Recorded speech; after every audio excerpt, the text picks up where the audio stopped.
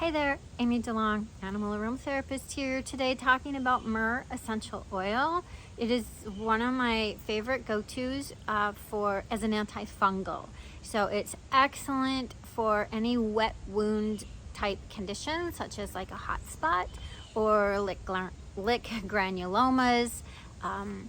Any yeasty skin, it's really good. I've put it into like a shampoo for especially damp conditions. So damp conditions, right? This summer here in Minnesota, we've been very hot. We've been very humid.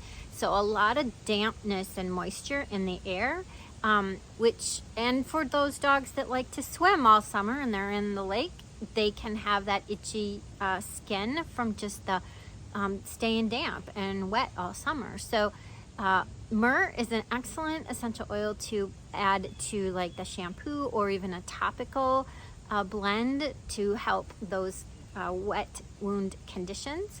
It's also skin regenerative, so it's going to help with, prevent scarring or help the healing, help the skin to heal back, closing up, like even post surgeries. Although we'd never want to apply directly to a suture line, we would wait till the skin is completely healed, and then you could apply Myrrh and other oils topically to where the stitches were. But it's antifungal, excellent antifungal. It's anti-inflammatory, antiseptic, and antimicrobial. So all of those things make it this really wonderful skin healing oil.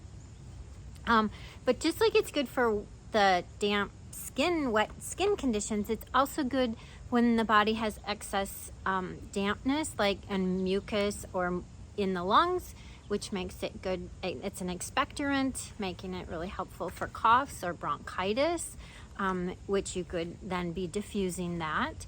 But similarly, it can help reduce pain in our aging animals if they're arthritic and the damp weather is making those arthritic conditions worse. So if you're seeing your animal get more stiff and slow down with that dampness, Myrrh can be drying. It is drying, so it can be helpful to help dry out the system.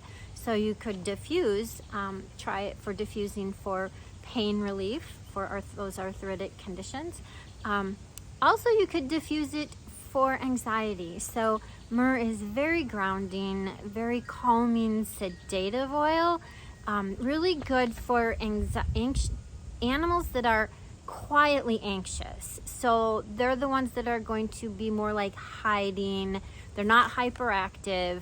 They're just going to be like quietly anxious. And so diffusing for that would be helpful as well. Now, Myrrh is a really good substitute for frankincense. Frankincense has all these skin qualities. It's expectorant. It's kind of grounding. Their aromas are similar. They're in the same kind of category in that they're both like resinous. They're a little earthy. They're a little, Myrrh is a little sweet. So it's a really nice alternative. It's generally less expensive than frankincense, and it does not have the same sustainability concerns that frankincense has. And interestingly, I think historically, like if we were to go back thousands of years, both myrrh and frankincense have been around for centuries, and historically myrrh was thought of as more valuable. It was more expensive than frankincense. So I think it might be kind of a best kept secret if you're not used to working with myrrh. So if you do work with myrrh and you I'd love to hear how you work with it or what you do with it. Oh, and one last thing, it does have a really long shelf life of like 6, 8, 10 years. The older it gets, the thicker it gets.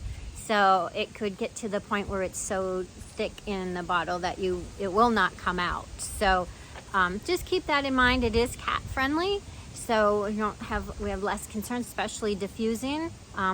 Though it'd be really, caution or not apply topically to our cats. But I think that sums it up for Myrrh essential oil. Let me know what you think. If you have thoughts or questions, post them below, and we'll see you next time.